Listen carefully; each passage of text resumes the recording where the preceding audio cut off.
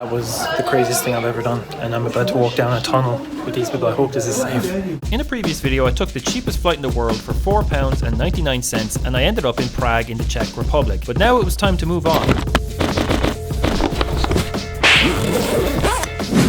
That had been a last minute spontaneous decision and I hadn't really figured out how I was going to get home. But then I spotted a €20 flight to Africa. You really need to get going.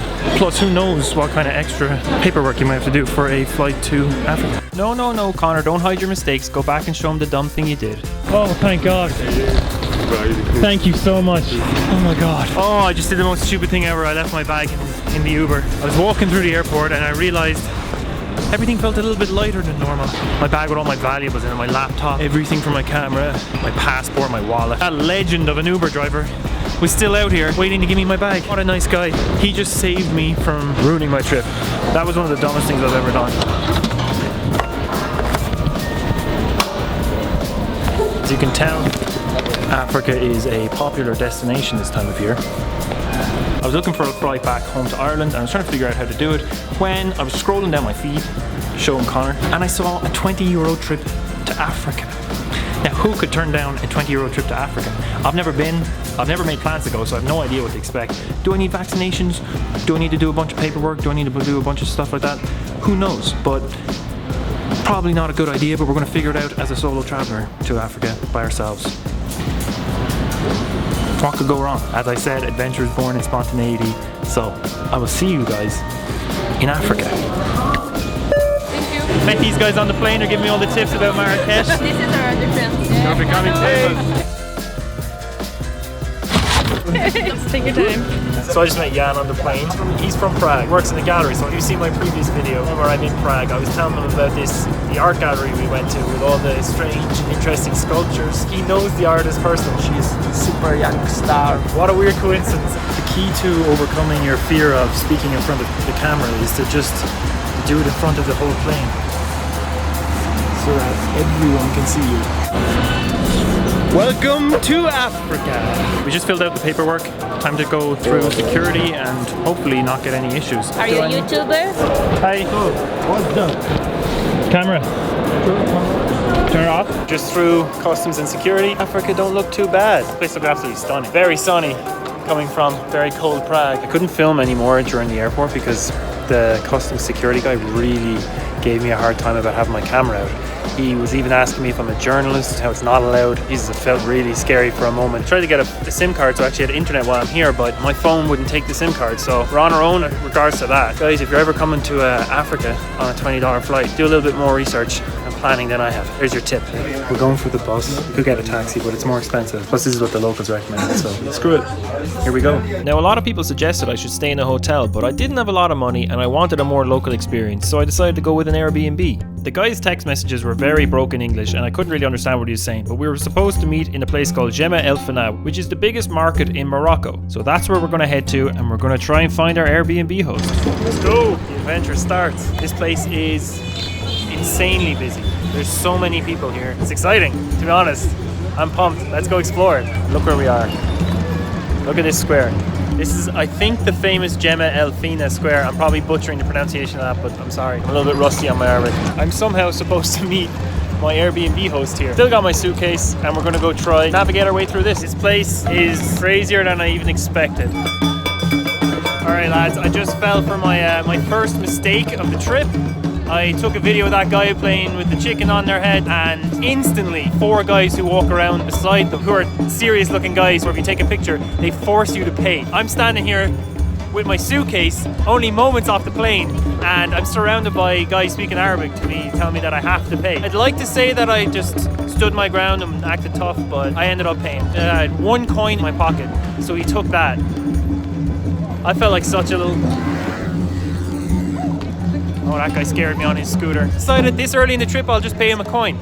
It's not worth it. Not worth it. I might be breaking the law. I might be breaking tradition. I don't know. We're stepping into the market area. All the guys are going to be shouting, trying to haggle and trying to get you to have stuff for free. Free with an asterisk because they're just... It's never free. No, I'm good. Thank you. Later. Thank you. Honestly, can't get through the market without getting stopped every 2 seconds. Later, alligator in the wild crocodile. What's the crack, man? What's the crack? This guy knows his stuff. Your accents are good. You should be an actor. It's not just chicken, it's M&S. Just food. This is NNS. The price is cheaper than Aldi. The Asda. Jamie Oliver. You're good. I gotta give you that. I'll see you later. Alligator. He knows more references from Western culture than I do. They're giving me all the best places to see. Come to Marrakech. Welcome. Any food you recommend, actually? Cheese. For the food you can try there. As a tourist, you have to bargain everything. They were really helpful. They were giving me all the local tips, where to eat, where not to eat. You can get sick, they said, if you eat in certain places. They gave me their Instagram and their WhatsApp in case I need any help. Really nice guys. Looking forward to trying some Moroccan food because I've never had it before. Lamb tagine, which was recommended to us by the local fella, Khalid, who we just talked to a minute ago. It's good. We still have our bags. We're still trying to meet our Airbnb guy. This is the Nest. Yes. It's a traditional Moroccan coffee. Cheers from Africa. €20 flight. Looking over the most famous market in Morocco. Cheers. Oh, that is strong. Hey. Hello. I love your mustache. It's magnificent. I love your color of your eyes too. You heard that right. We gotta go meet our Airbnb host. Right, back through the markets we go. We're going more and more deep into the market. This place is deadly. I'm scared to even film though because people are gonna demand money from me again. I got duped the first time. It's not gonna happen the second time. We're gonna come out of here a hardened, seasoned, haggling bargainer who doesn't take no shit. Simo? Yes. Nice to meet you. Only a couple of minutes after meeting this guy, I did not expect what was about to come. There was no sign of the Airbnb. This is yours? Yes. Very nice. Okay, go together. We're going together? Yeah. Give me your bag. Now, I didn't know this guy, so I felt like there was a good chance I could be getting scammed here. Let's go. What is that? This is insane.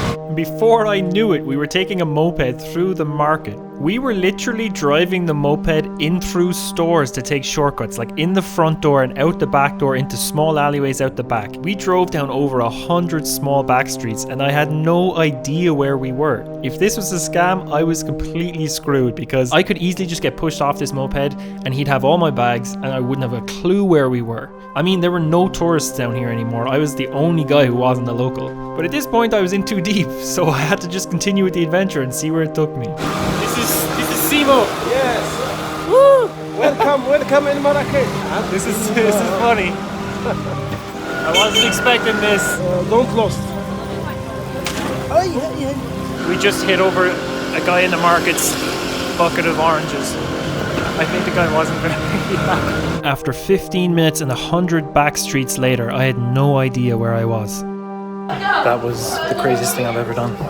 And I'm about to walk down a tunnel with these people. I hope this is safe. This is cool. As it turns out, it was safe. It's nice. This is big bed Wow. with private showers. He started showing me around his family's home and how it was all handmade. With hands. With hand. The house familiar. Is this your family house? Family house, yeah. Traditional Moroccan mint tea. Look where I am right now.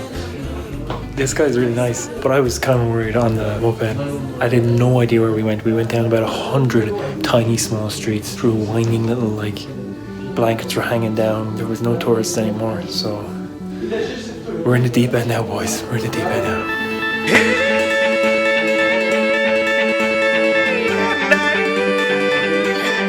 Thanks for watching, Yash. Share this video on Twitter or Instagram and tag me if you'd like to be in the next video. If you enjoyed this video and you want to see more, then please hit the like button because it does really help me out. Thanks, guys.